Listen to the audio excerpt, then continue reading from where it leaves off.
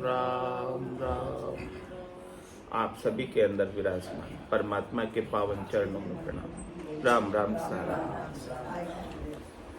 अनंत श्री सदगुरु सुखराम जी महाराज की अनबे वाणी। साध लक्ष्य का अंग चल रहा है।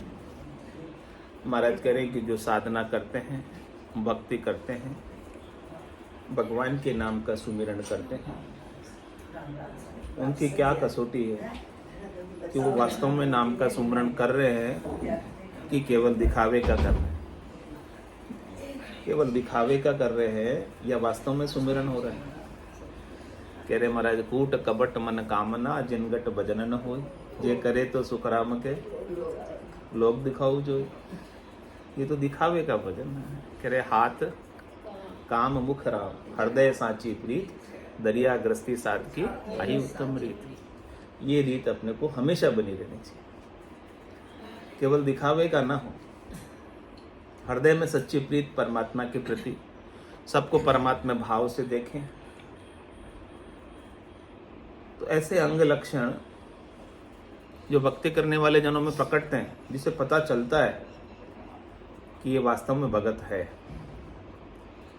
वो सारे अंग हमारे अंदर प्रकटने चाहिए। उनके लक्षण भी हमें दिखाई देने चाहिए। तो महाराज कह रहे हैं कि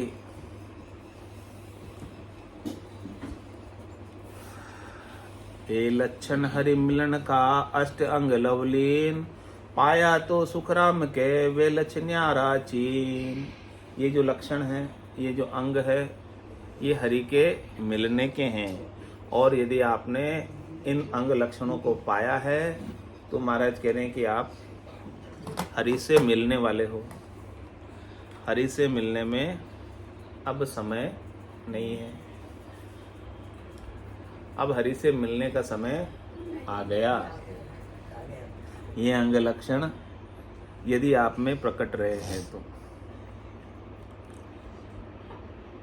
महाराज कह रहे हैं एक एक अंग को आप अपने भीतर चिन्हित करो, पहचानो। और कौन पहचानेगा खुद के लक्षण? दूसरे पहचानेंगे आपके लक्षण।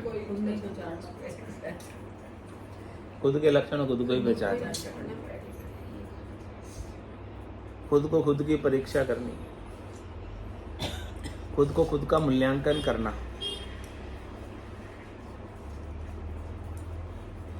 पाया परचा भेण कहे मुख बर से चक तेज, सदा सुख सुख राम के अणबे कागद भेज। पाए का क्या पर्चा है? कह रहे उनके वचनों के द्वारा पता चल जाता है कि वो वचन बोल रहे हैं, वो वचन कहाँ के हैं। वो वचन उनके ब्रह्म दृष्टि के हैं, स्वरूप दृष्टि के हैं कि जीव दृष्टि के, शरीर दृष्टि के हैं। कौन से वचन कहते हैं? जीव भाव से कहते हैं, शरीर भाव से कहते हैं। जीव के सुखों की बात करते हैं, शरीर के सुखों की बात करते हैं, या ब्रह्म के नित्यानंद, निजानंद, भजनानंद, सद्य सुख लील विलास आनंद की बात करते हैं। इससे आपको पता चल जाता है कि उन्होंने इसे पाया कि नहीं। तो पाया परचा बेण के, पाए का परिचय उनके वचन देते हैं। किसी की भी परीक्षा उनके वचनों के द्वारा हो जाती है।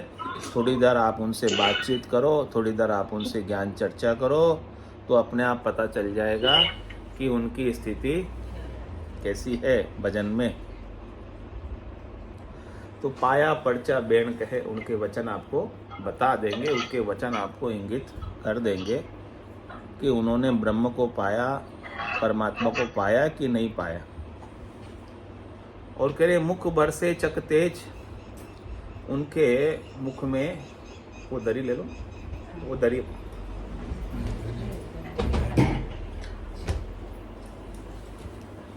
मुख बरसे चक तेज।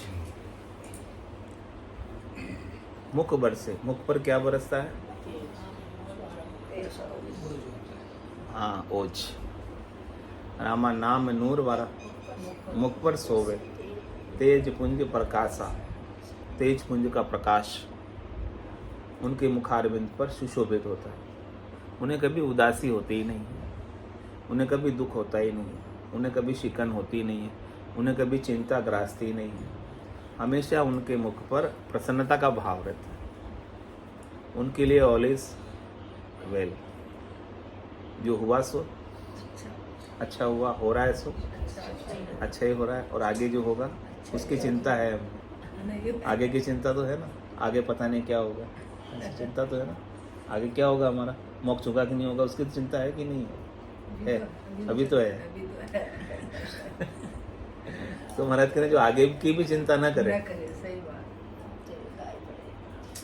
उनके मुख पर तभी तेज रह सकता। आगे की चिंता है तो अभी तो चिंता मुख पे झलक जाएगी, नूर नहीं दिखेगा, नूर कहीं गायब हो जाएगा चिंता में।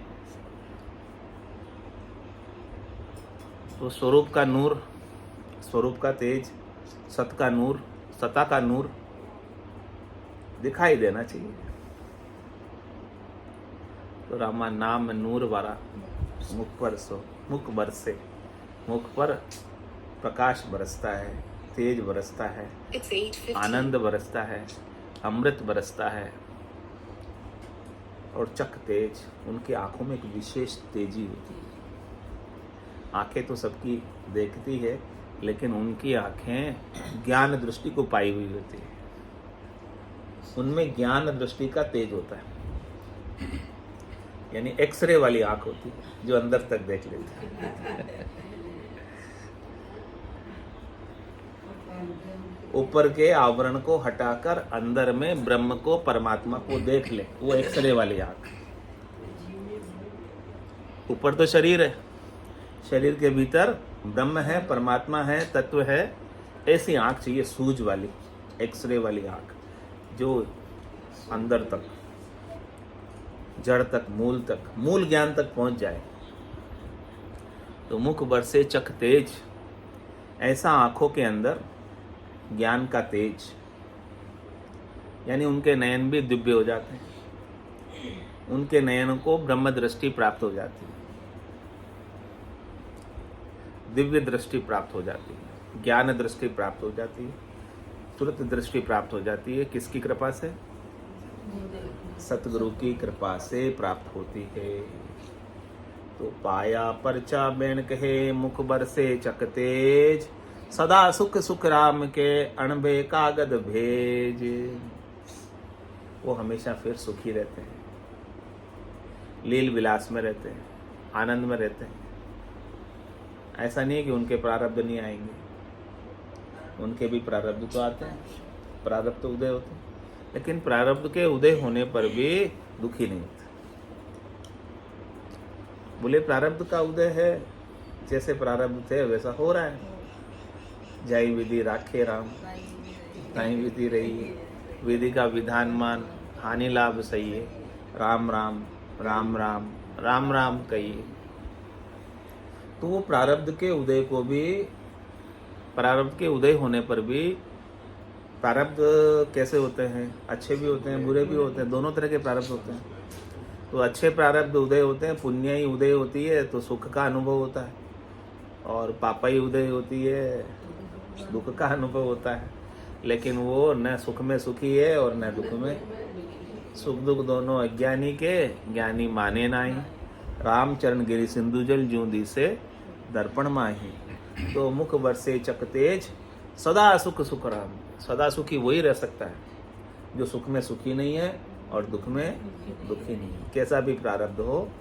जैसे राम जी रख रहे हैं, राम तेरी दाय पड़े सो कीजिए, भावे मोख मुगत में भेजो, भावे दो जग दीजिए। माने तो हरि भक्ति जो करनी, भजन अखंडित तेरो, मोख हसियासु बिड़त बदे तो काई बिगड़सी मेरो। राम तेरी दाय पड़े सो कीजिए। पूर्णतया शरणागति के भाव से, समर्पण के भाव से, अपनी कोई इच्छा नहीं, चाहना नहीं, वासना नहीं, आशा नहीं, तृष्णा नहीं, मनोरथ नहीं, संकल्प नहीं, विकल्प नहीं। संकल्प रहित, विकल्प रहित ही सदा सुखी है। आपके मन में कोई संकल्प उठ गया और उस संकल्प की पूर्ति नहीं हुई, क्या होगा फिर? तो फिर सदा सुखी कैसे रहे? संकल्प खत्म हो गया। तो महाराज कह रहे सदा सुख सुख राम के, अणबे कागज भेज। ऐसा अणबे का कागज सदगुरु भेज रहे हैं आपके पास।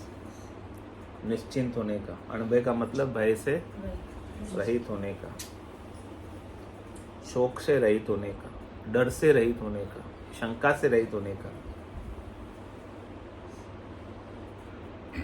तो ऐसा अणभय का कागज कौन देते हैं आपको? सतगुरु देते हैं। अणभय की परवानगी दीनी सृजनहार।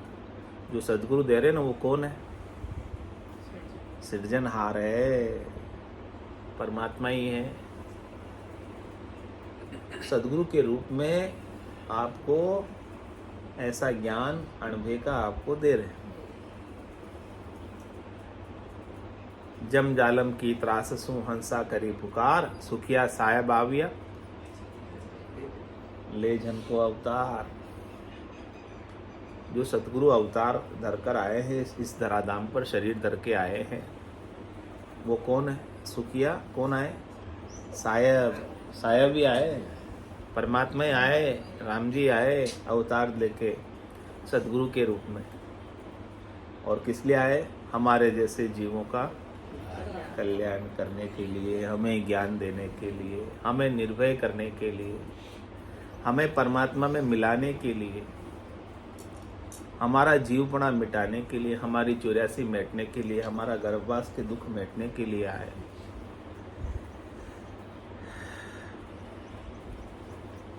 मगन भया मन माही अंतर ध्यान चढ़ाए, अब पाया सुखराम के गिगन मंडल घर जाए।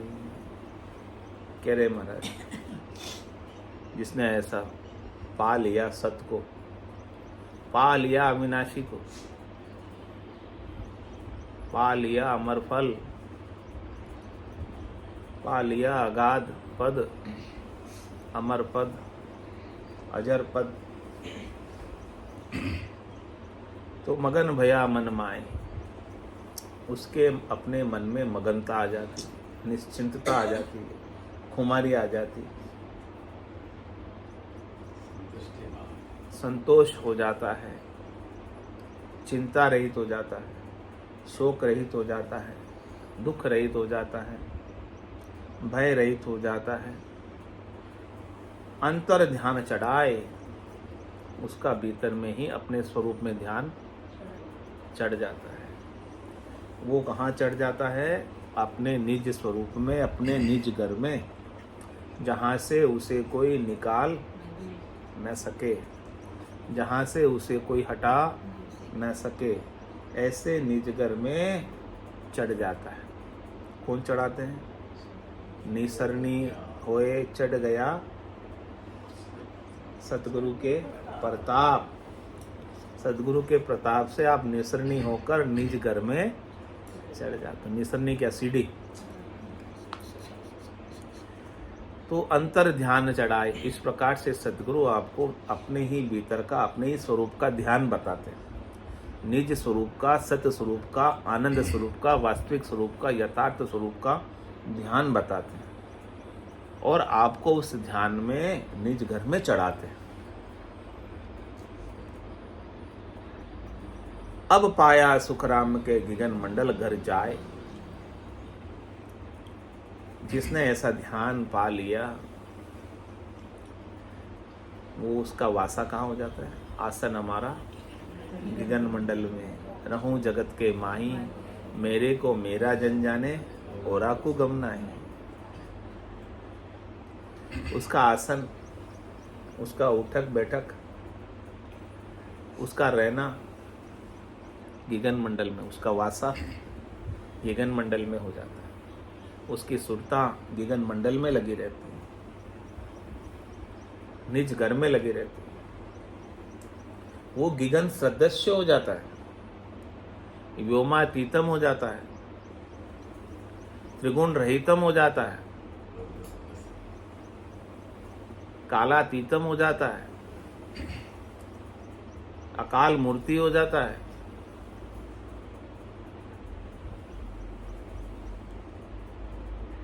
ऐसे निजगर को, ऐसे गुरुपद को प्राप्त कर लेता है। ऐसा वो गुरुपद देश है।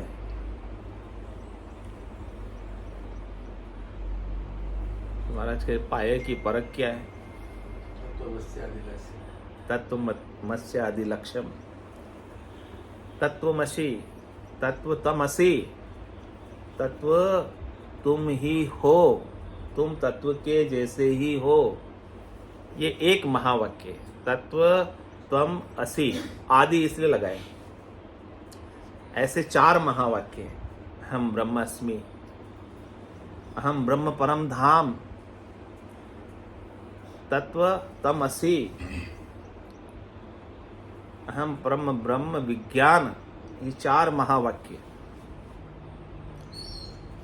जो वेदों में वर्णित है। ऐसे लक्षण आप में प्रकट हो जाएंगे, तभी समझो कि आप गुरुपद देश के गुरु कहलाने के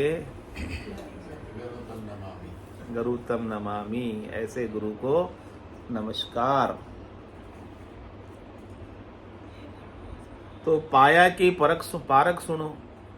महाराज और पारक बता रहे कि आपने वो गुरुपद को पाया कि नहीं पाया। कह रहे शब्दवाज सेनान, उसके शब्दों से, उसकी आवाज से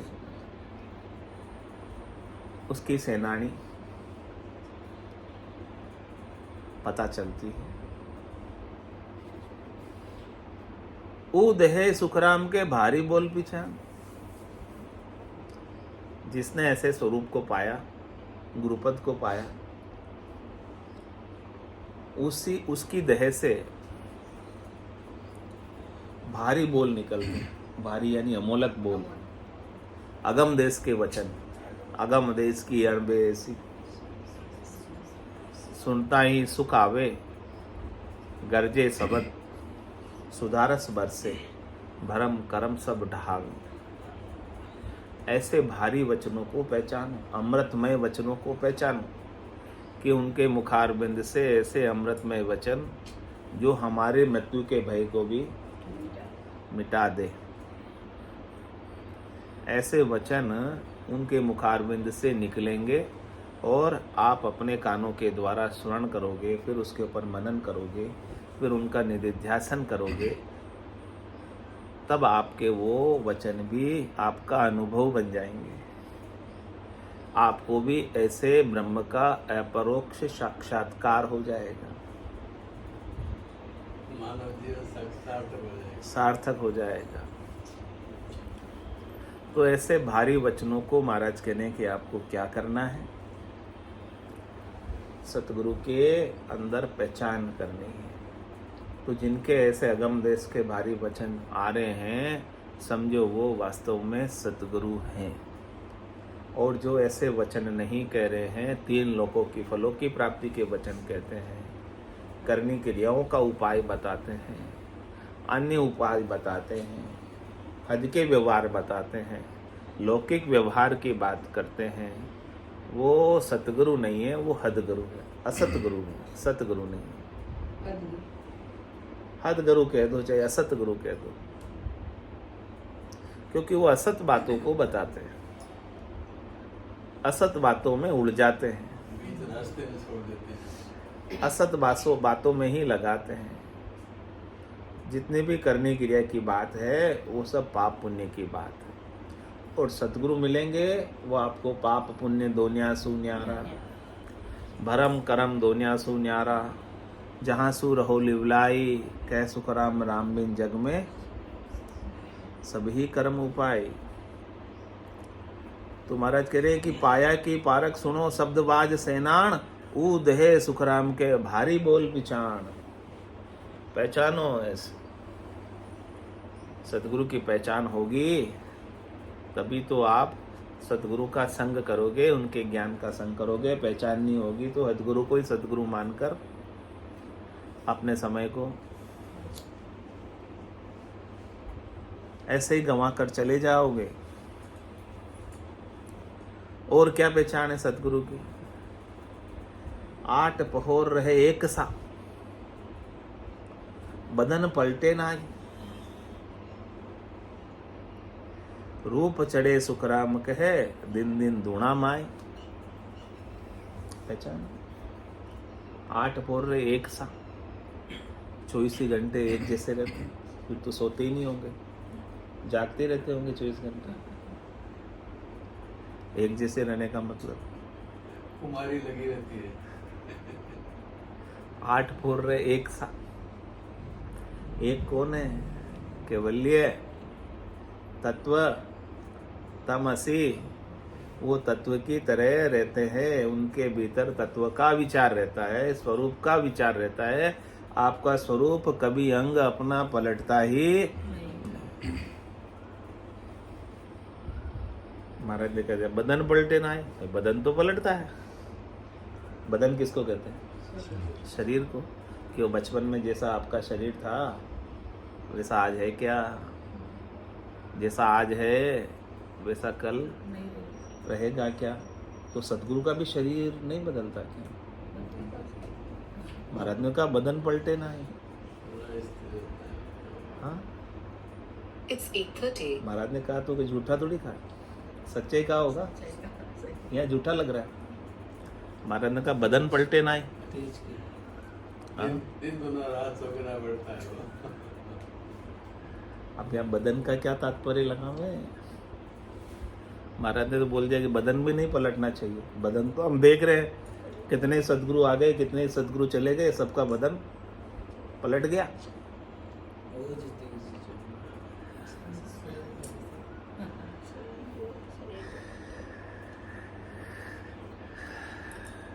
सदगुरु वही है जिसने अपनी सतकाया दिव्य काया प्राप्त कर ली। वो सतकाया दिव्य काया पलटती नहीं है। ये तो जड़ काया है, ये तो स्थूल काया है, इसके बाद सूक्ष्म काया है, इसके बाद कारण काया है, इसके बाद महाकारण काया है, और उसके बाद सतकाया संत काया दिव्य काया है। जिसने ऐसी सतकाया संत काया दिव्य काया यानी स्वरूप बोध की काया प्राप्त की है, वो काया नहीं बदलती है। तो सतगुरु वही है जिसने ऐसी सतकाया को प्राप्त। वो बदन की महाराज कहते, ये बदन नहीं, ये बदन तो पलटता ही है। इस बदन को तो कोई रोक नहीं सकता, अच्छे से अच्छा तपस्वी भी नहीं रोक सकता। हिरण्यकश्यप ने कैसा वरदान ले लिया था? दिन में मरू नहीं, रात में मरू नहीं, घर में मरू नहीं, बाहर मरू नहीं। हाँ, 12 महीने में किसी महीने में मरू नहीं, अस्त्र से मरू नहीं, शस्त्र से मरू नहीं, हाँ, मनुष्य से मरू नहीं, पशु से मरू नहीं। कैसा वरदान ले लिया था उसने? फिर भी वो इस शरीर को, इस बदन को बचा पाया क्या? होली को अग्नि स्नान का वरदान प्राप्त था कि अग्नि में भी वो जले नहीं, फिर भी वो जल गई। इस बदन को नहीं रख सकता, इस बदन को कोई रखा ही नहीं सकता पलटने से। ये बदन ही पलटने वाला है, ये बदन रहने वाला ही नहीं है। ये बात को समझ लो, चाहे सतगुरु का हो, चाहे अवतार का हो, चाहे सिद्ध का हो, चाहे साध का हो, किसी का ही बदन हो, ये तो पलटेगा ही। ये बात पक्की है। इस बदन का जन्म होता है, ये बदन बड़ा होता है प्रकृति के नियम से, और ये बदन प्रकृति के नियम से बूढ़ा होता है, और ये प्रकृति के नियम से ही चला जाता है। लेकिन वो जिसने अपने असली बदन को पहचान लिया, स्वरूप बोध के बदन को पहचान लिया, वो बदन पलटता नहीं। 8 फोर रहे एक सा। ये बदन तो पलटेगा, इस बदन की तरफ उनकी दृष्टि नहीं है। उनको अपने असली बदन की तरफ दृष्टि है। 8 फोर रहे एक सा, बदन पलटे नाय। और क्या कह रहे? रूप चढ़े सुखराम के दिन दिन दूणा माय। उस स्वरूप बोध का रूप, स्वरूप बोध का आनंद, स्वरूप बोध की प्रगाढ़ता दिन दिन भीतर में चढ़ती। उसका जोश, उसकी ताकत, उसकी निर्भयता, निश्चिंतता।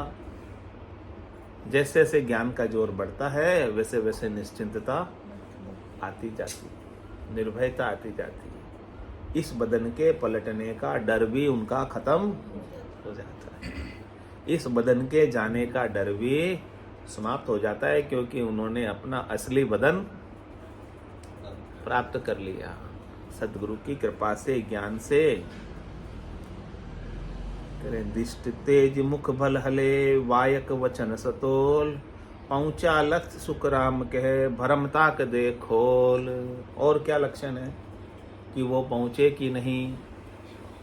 कह रहे दिष्ट तेज, उनकी आंखें इतनी तेज होती है कि सब कुछ देख लेती है। अब उनके लिए कोई देखना बाकी नहीं रहता है। इतनी उनकी दृष्टि तत्व दृष्टि हो जाती है कि तत्व में सब आ जाता है, सत्ता में सब आ जाता है। इस तत्व का ही वजूद है, अस्तित्व। तत्व के सिवाय और कुछ है ही नहीं, किसी का अस्तित्व है ही नहीं। अब जिसका अस्तित्व नहीं है उसको देखने बैठेंगे या जिसका अस्तित्व है उसको देखें? उन्होंने अस्तित्व वाले तत्व को देख लिया। अब अस्तित्व विहीन चीजों को देखने की उनके अंदर जिज्ञासा ही नहीं रही। ऐसी उनकी दिव्य दृष्टि हो गई। दिष्ट तेज, इतनी दिव्य दृष्टि, इतनी तेज दृष्टि हो गई कि वो जड़ तक, मूल तक, गहराई तक पहुंच गए, जहां से ये सब चीजें उत्पन्न हुई है, जहां से सब चीजें निकसी है, वहां तक पहुंच गए। दृष्टि इतनी तेज, इतनी बारीक, इतनी सूक्ष्म, इतनी झीणी।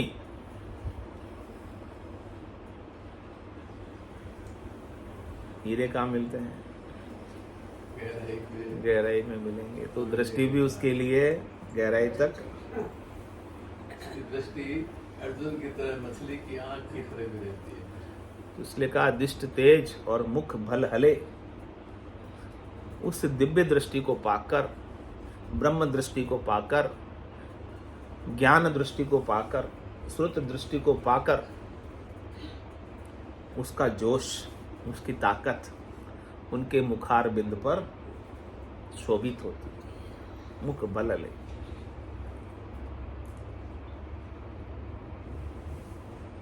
और कह रहे वायक वचन सतोल। उनके वायक जो होते हैं, उनके जो वचन जो होते हैं, वो नपे तुले होते हैं। वो कोई फालतू की बात, इधर उधर की बात, वो यूं की दो, वो यूं की दो, थू कई की दो, थारो बाता में हाथा कर खोयो, मुंगो मिनक जमारो। इधर उधर की बात, उसने क्या किया, उसने क्या किया, करते ही नहीं है। उनको कोई लेना देना ही नहीं है किसी से। उनको तो अपने निजी आनंद से मतलब। तेरे भावे सो करो, बलो बुरो संसार, नारायण तू बैठकर अपनी भुवन। तो वायक वचन सतोल। वो पहली बात तो ज्यादा बोलते ही नहीं है।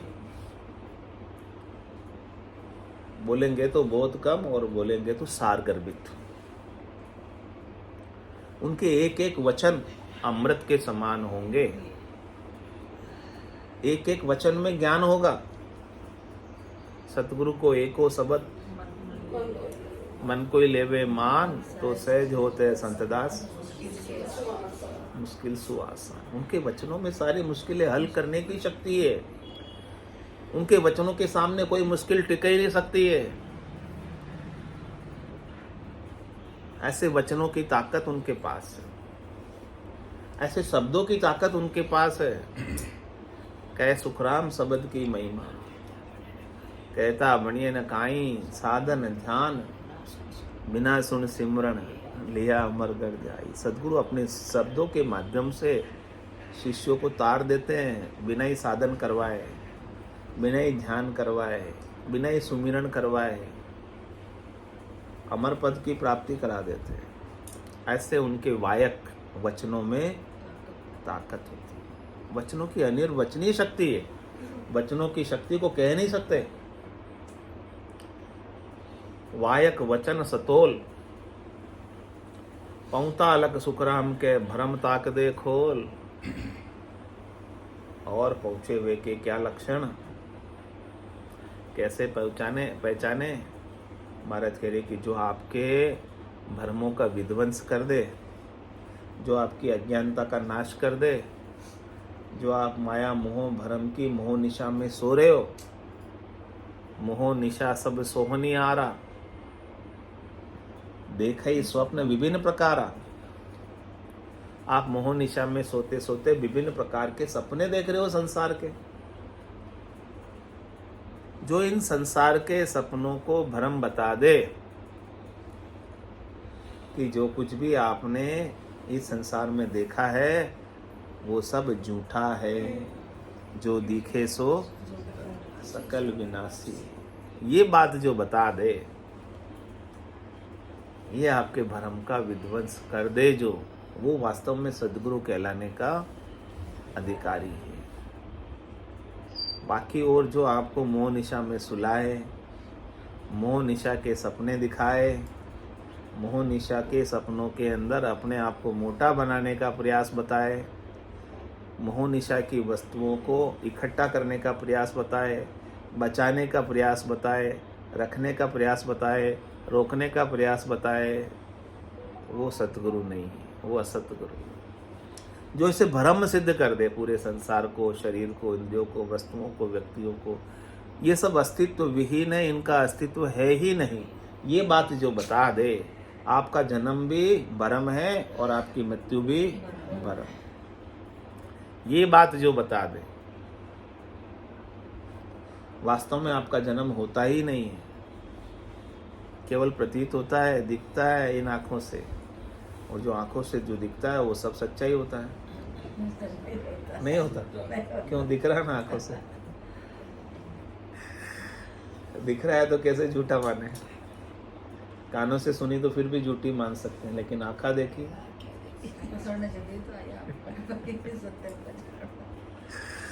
कह रहे हैं कि आँखा देखी भी साची नहीं होती है, वो केवल एक दिखती है, माया का भ्रम है दिखना। माया है माया,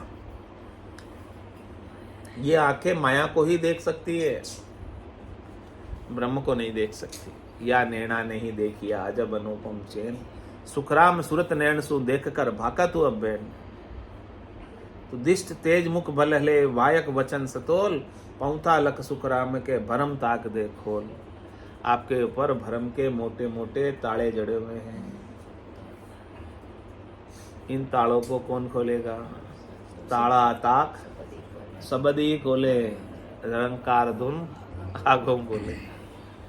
सतगुरु के अणभे के वचन, अणभे के शब्द ही आपके भरम की ताकों को, भरम के तालों को खोलेंगे। भरम के कपाट जो जड़े हुए हैं वो सतगुरु ही उगाड़ेंगे, और जब तक भरम नहीं मिटेंगे तब तक आपके इन भरमों को पूर्ति करने के लिए किए जाने वाले कर्म भी मिटने वाले नहीं हैं।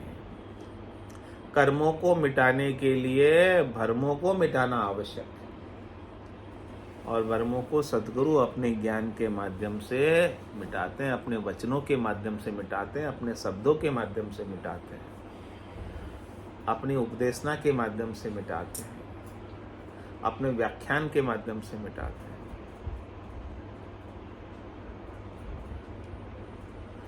भक्त बिना मत अंगरे 64 ही सब झूठ, सुन जो सब सुखराम के जूनर खाली मूठ। कह रहे कि महाराज ऐसे आप भगत तो नहीं बने परमात्मा के, और इन अंग लक्षणों को धारण भी कर लिया, तो ये अंग लक्षण वास्तविक नहीं है, झूठे हैं। जब आप परमात्मा के भगत नहीं बनते हो तो किसके भगत बनते हो? इस संसार में दो ही है, एक तो ब्रह्म और दूसरी।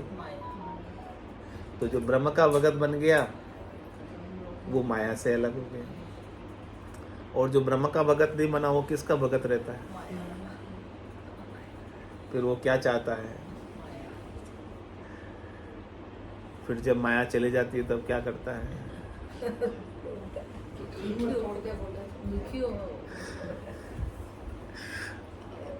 तो माया का दास बनने से सुख मिल जाता है या दुखी होता है? तो क्या बनना, किसका दास बनना है? परमात्मा का दास बनना है या माया का दास बनना है? तो महाराज कह रहे हैं कि यदि आप परमात्मा के दास नहीं बनोगे, भगत नहीं बनोगे परमात्मा के, माया के भगत बने रहोगे, और फिर इन अंग लक्षणों को भी आप धारण करोगे, तो ये झूठे होंगे अंग लक्षण, दिखावे के होंगे, ऊपर ऊपर के होंगे, इनसे आपको मुक्ति मिलने वाली, मोक्ष मिलने वाला नहीं है। छुटकारा मिलने वाला नहीं है जन्म मरण से, आपके भ्रमों की निवृत्ति होने वाली नहीं है। इसलिए कहा सुन जो सब सुखराम के, जू नर खाली मूठ, खाली मुट्ठी के समान है, कुछ है नहीं, कोई दम नहीं है, कोई सार नहीं इन अंग लक्षणों का। अंग लक्षणों को धारण करने का सार तभी ही है जब आप अपने स्वरूप का बोध कर लो, सत्य का बोध कर लो, अविनाशी का बोध कर लो, सत्य स्वरूप का बोध कर लो, आनंद स्वरूप का बोध कर लो, अपने यथार्थ स्वरूप वास्तविक स्वरूप का बोध कर लो, जो देही के बिना है, मन के बिना है, श्वासों के बिना है, श्वासा बिना पवन बिन पीवन, जहाँ मन निजमन नाय, सूरत निरत नहीं चित चेतन, वस्तु अमोलक। ऐसी अमोलक वस्तु को पालो। आपका स्वरूप श्वासों के बिना भी है, It's 8:45. यानी आप श्वासों के बिना भी रहते हो या नहीं रहते? शंका है किसी को? श्वासें नहीं रहेगी तब आप रहोगे कि नहीं रहोगे? आप बताओ। चेतन तत्व तो है ही। तो आप चेतन हो या शरीर हो? अभी तो हम कह सकते लेकिन अनुभव नहीं है। अपन जानते तो है कि अपन चेतन है लेकिन उसका अनुभव इसलिए स्पष्टता नहीं है। सब मुँह से तो सब कह देते लेकिन अपने अंदर जब वो चीज आ जाएगी कि भाई मैं बिल्कुल चेतन तत्व हूँ, तो सूत्र पर ही हो जाता तो आपका स्वरूप श्वासों के बिना भी है, मन के बिना भी है, इस शरीर के बिना भी है। उसको स्पष्ट करना है। स्पष्ट सद्गुरु के ज्ञान से ही वो स्पष्टता आएगी। जानना एक अलग बात है, स्पष्टता अलग बात है। अलग जानते तो सब है, जानते तो सब है लेकिन जानने की स्पष्टता नहीं है, क्लियरिटी नहीं है। तो उस क्लियरिटी से आपको जानना है, स्पष्टता से जानना है कि मैं श्वासों के बिना भी रहता हूँ, मन के बिना भी रहता हूँ, बुद्धि के बिना भी रहता हूँ, चित्त के बिना भी रहता हूँ, अहम के बिना भी रहता हूँ। मैं एक असीम ब्रह्म हूँ।